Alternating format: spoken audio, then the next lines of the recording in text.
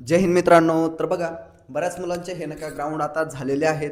त्याचबरोबर काही जिल्ह्यांचे ग्राउंड हे सुरू आहेत आणि ज्या ठिकाणी कमी जागा होत्या तर अशा ठिकाणचे ग्राउंड हे पूर्णपणे आता संपलेले आहे. आणि थोड्याच दिवसात म्हणजे 2-3 दिवसात नाही का तुम्हाला त्या ठिकाणचे मेरिट पण बघायला भेटतील. तर मुलांमध्ये नाही का आता एक एक संभ्रम असा निर्माण झालेला असेल की बाबा आता ग्राउंड पण झाले तर मेरिट पण लागेल, पण मग पेपर कधी होतील हे की नाही, की सगळ्या जिल्ह्यांच्या सोबत होतील मुंबई वगळता. कारण मुंबईमध्ये जास्त जागा आहेत तर त्या ठिकाणची प्रोसेस ही थोडा जास्त वेळ लागणार आहे. तर मुंबई वगळता म्हणजे प्रत्येक वर्षी मुंबईचं हे सेपरेटच होतं. ठीक आहे.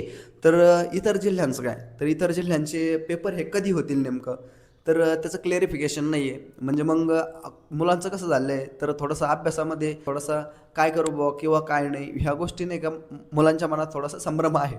तर मेरिट लागेल किंवा कधी पेपर होईल ह्या गोष्टीचं नाही का क्लिअरिफिकेशन थोडक्यात करू आपण. जर समजा आपल्याला जर एखादं टार्गेट दिलेलं आहे, समजा तुमचं आता समजा हे आहे काय, जसं काय ग्राउंडचं हॉल तिकीट होतं की आता हां एखाद्याचं 25ला ग्राउंड आहे, 30ला ग्राउंड आहे, तर त्याला असं समजतं की अरे हां माझ्याकडे अजून 10 दिवस आहे, तर मला कशा पद्धतीने तयारी करणं आहे. त्याचबरोबर पेपरचं जर तुम्हाला तसं क्लिअरिफिकेशन असलं तर तुम्ही नाही का कुठल्याही प्रकारचा टाईमपास न करता एकदम इफेक्टिव्हपणे नाही का काय करता, अभ्यास करणार किंवा करता. ठीक आहे की नाही. आणि ज्याला नाही का खरंच गांभीर्य आहे त्याला ह्या कुठल्याही गोष्टीची गरज पडत नाही.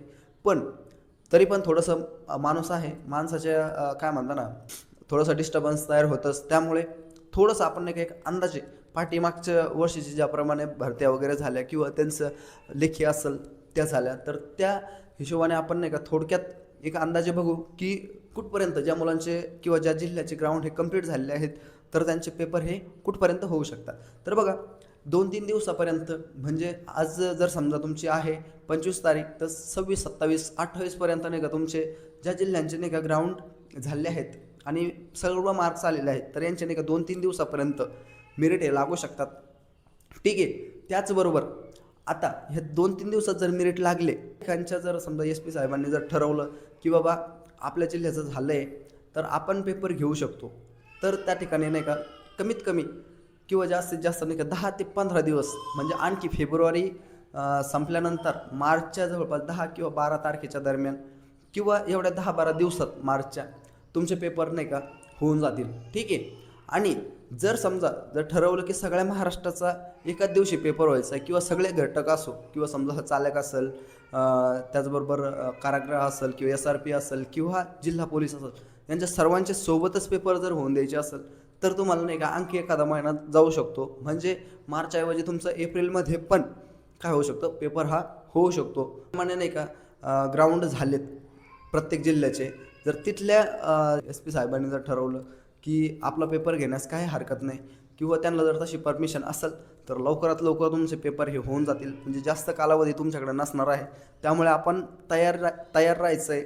मेरिटची वाट न बघता मेरिट कधी लागेल, त्याचबरोबर हॉल तिकीट कधी येतील ह्या विचार न करता आपला नाही का अभ्यास करत राहायचा. ज्यांचा स्कोर चांगल्यापैकी आलेला आहे, ज्यांचं आता समजा जे नवीनच आहे ते तर समजा जास्त हे नसतात, म्हणजे काय ना ट्रायल भरते असल्यामुळं जास्त त्याकडे लक्ष देत नाही. पण जे मुलं अनुभवी आहेत, ज्यांनी पाठीमागे पण 1-1, 2-2 मार्कांनी कटलेले आहेत, तर अशा मुलांनी नाही का थोडंसं गांभीर्याने घेऊन आपला नाही का जो अभ्यास आहे तो कंटिन्यू चालू ठेवायचा आहे. कुठल्याही प्रकारचे आताचे दिवस असे आहेत की आता लग्नाचं पण काय चालू आहे, सीझन चालू आहे की नाही.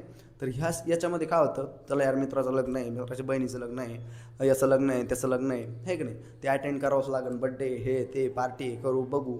तर ह्या गोष्टीकडे थोडंसं नाही का दुर्लक्ष करायचं आहे आणि आपलं जे काही काम आहे काय, तर अभ्यास करणं. ज्या ठिकाणी 8 तास करत आहे तिथं 10 तास, 10च्या ऐवजी 12 तास असा अभ्यास करून आपला सिलेबस जो आहे तो कंप्लीट करायचा आहे.